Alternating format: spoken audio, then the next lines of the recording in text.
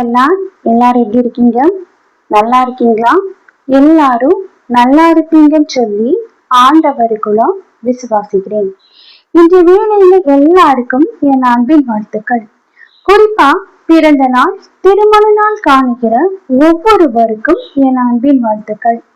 இன்னைக்கு சிந்தித்து தியானிப்பதற்காக எடுத்துக்கொள்ளப்பட்ட வேத வார்த்தை, இந்த ஒரு ஜெபம் போதும், முடியாத காரியமும் முடியும். ஆம் பிரியமானவர்களே, வாழ்க்கையில ஏதோ ஒரு காரியம் முடியாம அது முடியும் முடியும் அப்படின்னு சொல்லி காத்துட்டு இருந்து இன்னும் முடியாம சோர்ந்து போய் கூட இந்த வீடியோவை நீங்க பார்த்துட்டு இருக்கலாம். கண்டிப்பா இந்த ஒரு ஜெபம் போதும் உங்க வாழ்க்கையில முடியாத காரியமும் நிறைவேறும், முடியும். இப்போ நம்ம வாழ்க்கையில ஏதோ ஒரு காரியங்கள் முடியாம இருக்கு அப்படின்னா அந்த காரியங்கள்ல ஏதோ ஒரு தடை இருக்கு. இத நம்ம புரிஞ்சுக்கிறது இல்லை.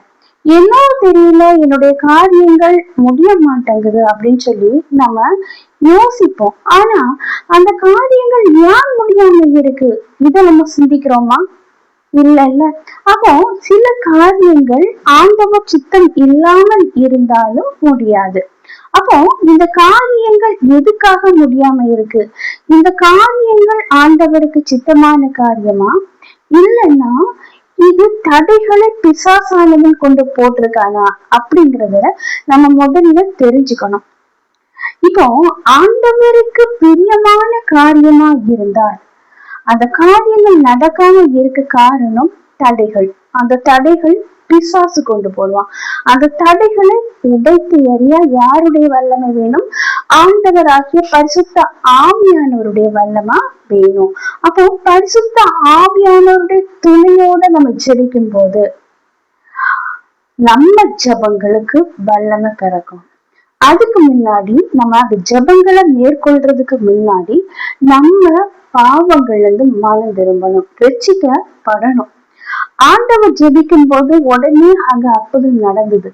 இப்ப எக்ஸாம்பிளுக்கு சொல்றேன், மரிச்சு போன லாசரு. அப்ப அந்த மரிச்சு போன லாசரு பழையபடி உயிர் திரும்புவான் அப்படிங்கிறது யாருமே நம்ப முடியாத ஒரு செயல். மனிதனால யாருமே அதை நம்பல. ஆனாலும் ஆண்டவர் மரிச்ச லாசருக்காக ஜெபிச்சு லாசரு வெளியே வான்னு அடுத்த செகண்டே லாசரு உயிரோட வெளியே வராரு. பாருங்க, அப்ப அந்த ஜெபத்துக்குரிய வல்லமை, ஆண்டவரின் வாயிலிருந்து வார்த்தைகள் வெளிவந்துள்ள அந்த வார்த்தைக்கு அவ்வளவு வல்லமை உண்டு. அதே போல குஷ்டரோகி குணமாக அப்படின்னு சொல்லும் போது அந்த குஷ்டரோகம் நீங்கி போகுது. தொழுநூல் கண்ல பார்வை இல்லாத மனுஷனுக்கு பார்வை கொடுக்கிறாரு. அப்போ ஆண்டவருடைய வார்த்தைக்கு அவ்வளவு வல்லமை இருக்கு. நிறைய வருஷம் பெரும்பாலுள்ள ஸ்திரீ எங்கெல்லாமோ போய் மெடிசன் வாங்கியிருப்பாங்க, மருந்து வாங்கியிருப்பாங்க. ஆனாலும் அவங்களுக்கு அந்த வியாதியில இருந்து ஒரு விடுதலை கிடைக்கல. ஆனா அந்த ஸ்திரீ விசுவாசிச்சா. எப்படி விசுவாசிச்சா? ஆண்டவருடைய வஸ்திரத்தை தொட்டாலே என் வியாதி சரியாகும் அப்படின்னு சொல்லி. அப்போ அந்த விசுவாசத்தின் அடிப்படையில ஆண்டவருடைய வஸ்திரத்தை தொட்ட அடுத்த செகண்டே அந்த பெரும்பாலுள்ள ஸ்திரீ என்ன ஆகுறாங்க? சுஸ்தமாகறாங்க, சரியாகிறாங்க, ஆரோக்கியமாகறாங்க. அப்போ நம்ம வாழ்க்கையில முடியாது அப்படின்னு சொல்லி இருக்கிற அந்த காரியங்கள் முடியணும்னா நம்ம ஜெபிக்கிறதுக்கு முன்னாடி அந்த தடைகள் இருக்கா அப்படின்னு சொல்லி அறிஞ்சிருக்கணும் ஃபர்ஸ்ட். ரெண்டாவது, ஆண்டவருடைய சித்தம் தானா இந்த காரியங்கள் நம்ம வாழ்க்கையில நடக்கிறது, இது ஆண்டவருக்கு சித்தமான ஒரு காரியமா அப்படிங்கிறதுல நம்மளுக்கு ஒரு தெளிவு வேணும், தீர் வேணும். இது நம்ம தெரிஞ்சுக்கணும். மூணாவது, விசுவாசத்தோடு நம்ம ஜெபிக்கணும். விசுவாசம் உள்ள ஜெபம் பிணியாளியை ரட்சிக்கும். நம்ம ஜெபம் விசுவாசத்தோட இருக்கணும். நம்ம நிறைய பேர் என்ன பண்றோம் தெரியுமா? நமக்கு ஒண்ணு கஷ்டம் வந்துடுச்சுன்னு உடனே அடுத்தவங்க கிட்ட போய் எனக்கு ப்ரேயர் பண்ணுங்க அப்படின்னு சொல்றோம். ஆனா அவங்க நமக்காக ஜெபிப்பாங்க. ஆனா நம்மளும் ஜெபிக்கணும். இதுதான் ஆண்டவர் விரும்புறாரு. இப்போ உங்க உடம்புல ஒரு காயம் பட்டுடுச்சுன்னு வைங்களேன், அதுக்குள்ள வலி யாருக்கு தெரியும்? அடுத்தவங்களுக்கு தெரியுமா, உங்களுக்கு தெரியுமா? உங்களுக்கு தானே தெரியும். அந்த வலியோட எவ்வளவு கொடூரமான அந்த அனுபவங்கள் உங்களுக்கு தான் தெரியும். அப்போ உங்க வாழ்க்கையில ஏதோ ஒரு பிரச்சனை இருக்கு, அந்த பிரச்சனை எவ்வளவு வலி உங்களுக்கு உண்டாக்குது, அந்த பிரச்சனை எவ்வளவு கஷ்டத்தை உங்களுக்கு கொடுத்தது அப்படின்னு சொல்லி அடுத்தவங்கிட்ட வார்த்தைகள் மூலம் உங்களால சொல்ல முடியுமே தவிர அவங்க அனுபவிக்க முடியாது, வைக்க முடியாது நம்மளால. அப்போ நம்ம வாழ்க்கையில ஒரு கஷ்டம் இருக்கு, ஒரு துன்பம் இருக்கு, ஒரு துயரம் இருக்கு அப்படின்னா அடுத்தவங்கிட்ட ஜெபிக்க சொல்றது தப்பே கிடையாது. பட் நம்ம ஆண்டவர்கிட்ட ஜெபிக்கணும், அது விசுவாசத்தோட ஜெபிக்கணும். நம்ம ஜெபிக்கணும் அப்படிங்கிறதுக்காக வாய்னால சும்மா போய் நின்றுட்டு ஆண்டவர் சமூகத்துல ப்ரேயர் பண்றது இல்ல பிரியமானவர்களே.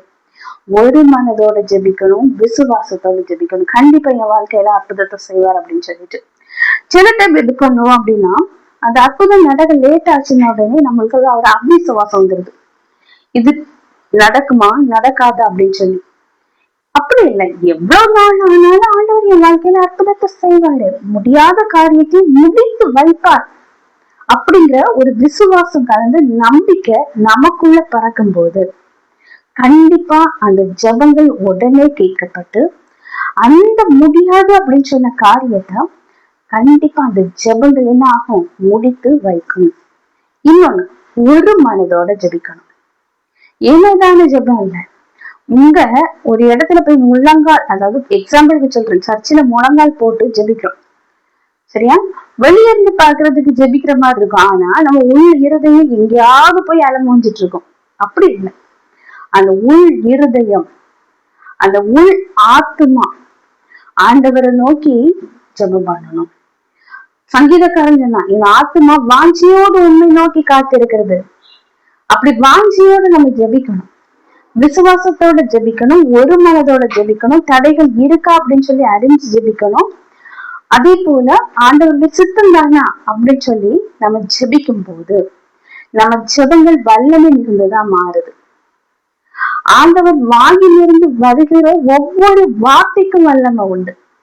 எப்படி பெரும்பாலுள்ள ஸ்திரீ அவருடைய வஸ்திரத்தை தொட்டா குணமாகும் அப்படின்னு சொல்லி விசுவாசத்தோட தொட்டாங்களோ, அதே போல என் வாழ்க்கையில இந்த காரியங்கள் இத்தனை வருஷம் முடியாம இருக்கு, ஆனாலும் இந்த காரியங்கள் கண்டிப்பா முடியும் அப்படிங்கிற ஒரு விசுவாசம், ஒரு நம்பிக்கை, ஆண்டவர் மீது ஒரு பற்று இருந்து நம்ம ஜெபிக்கும் போது நம்ம ஜெபங்கள் கேட்கப்பட்டு எந்த காரியங்கள் முடியாம இருந்ததோ அந்த காரியம் உங்க ஜெபத்தின் வல்லமையால், உங்க ஜெபத்தின் விசுவாசத்தால், உங்க ஜெபத்தின்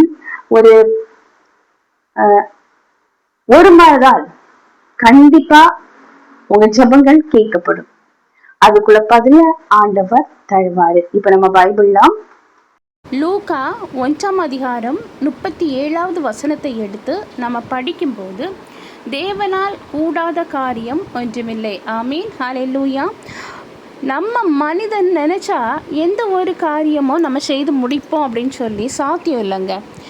ஆனால் தேவன் நினச்சாருன்னா அந்த காரியத்தை நிச்சயமாக செய்து முடிப்பார். அவரால் செய்யக்கூடாத காரியம்னு இந்த உலகத்தில் எதுவுமே இல்லை. தேவனால் செய்யக்கூடாத காரியம் ஒன்றுமே இல்லை. உங்கள் வாழ்க்கையில் ஏதோ ஒரு அற்புதத்துக்காக காத்துட்ருக்கீங்களா? கண்டிப்பாக ஆண்டவர் உங்கள் வாழ்க்கையில் முடியாது அப்படின்னு சொல்லி நீங்கள் நினச்ச காரியம் முடித்து தர வல்லவராக இருக்கிறாரு. அதுக்கு எதிர்பார்க்கிறது ஒரே ஒன்றுங்க, விசுவாசம். அந்த விசுவாசத்தோடு நீங்கள் இருக்கும்போது ஆண்டவர் கண்டிப்பாக உங்கள் வாழ்க்கையில் அற்புதத்தை செய்வார். பாருங்க, வாழ்க்கையில நம்ம வல்லமையுள்ள ஜெபத்தை செய்யும் போது வல்லமையுள்ள தேவன் நம்ம ஜெபத்தை கேட்டு நம்ம வாழ்க்கையில முடியாது அப்படின்னு சொல்லி இருக்கிற காரியத்தை கண்டிப்பா ஆண்டவர் செய்து முடிக்க வல்லவரா இருக்கிறாரு. உங்க வாழ்க்கையில ஏதோ ஒரு காரியங்கள் முடியாம இருக்கா? திருமண காரியம் இருக்கா? கற்பத்தின் கனி இருக்கா? தடைகளா இருக்கா? தொழில தடையா இருக்கா? பொருளாதார ரீதியா தடையா? சமாதானம் இல்லையா? எதுவானாலும் உங்க ஜெபங்கள் வல்லமையா இருக்கும் போது, ஆண்டவர் சித்தத்தின்படி இருக்கும் போது, நீங்க அந்த ஜெபங்கள் ஜெபிக்கிறதுக்கு முன்னாடி மனம் திரும்பி ஜெபிக்கும் போது கண்டிப்பா அந்த ஜெபம் முடியாத காரியத்தையும் முடித்து வைக்க வல்லதா இருக்கு. இப்போ ஒரு சின்ன ப்ரேயர் பண்ணலாமா? அன்பின் பரலோக தந்தையே, அப்பா, இந்த அருமையான வேலைக்காக நன்றி ஆண்டவரே. எத்தனை பேருக்கோ கிடைக்காத நல்ல ஒரு தருணத்தை எங்களுக்கு தந்தீங்கப்பா. அந்த மேலான கிருபைக்காக நன்றி ஆண்டவரே. இப்பொழுதும் ஆண்டவரே, என்னோடு கூட சேர்ந்து ஜெபிக்கிறேன் ஒவ்வொருவரையும் கண் நோக்கி பாருங்கப்பா. அப்ப வாழ்க்கையில இந்த காரியங்கள் முடியாது அப்படின்னு சொல்லி அப்ப தளர்ந்து போய் சோர்ந்து போய் கண்ணீரோட இருக்கிற அந்த காரியங்கள் இந்த ஜெபத்தின் மூலமாக, இந்த வல்லமை உள்ள ஜெபத்தின் மூலமாக அப்பா அந்த காரியத்துல ஒரு பெரிய அற்புதத்தை செய்ய வேண்டும் என்று ஜெபிக்கிறேன். அற்புதத்தின் தேவன் அப்பா, நீங்க அற்புதம் செய்ய போவதற்காக நன்றி ஆண்டவரே. அதிசயம் செய்வதற்காக நன்றி. ஒவ்வொருவரின் தாழ்த்தி உம்முடைய கருத்தில் ஒப்படைக்கிறேன். நீங்க பொறுப்படுத்தி வழி நடத்தி செல்லுங்க. மீட்பர் இயேசுவின் மூலம் ஜெபம் கேளும் அன்பு நிறைந்த பரம தந்தையே, ஆமென் ஆமென். கர்த்தர் உங்க ஜெபத்தை கேட்டிருக்கிறாரு. கண்டிப்பா உங்க வாழ்க்கையில ஆண்டவர் முடியாத காரியத்தை நீங்க ஒரு மனதோட ஜெபிக்கும் போது கண்டிப்பா உங்க வாழ்க்கையில ஆண்டவர் விசுவாசத்தை பொறுத்து அற்புதத்தை செய்வாரு. கர்த்தர் தாமே இவ்வார்த்தைகளை ஆசீர்வதிப்பாராக. ஆமென் ஆமென். ஹல்லேலூயா.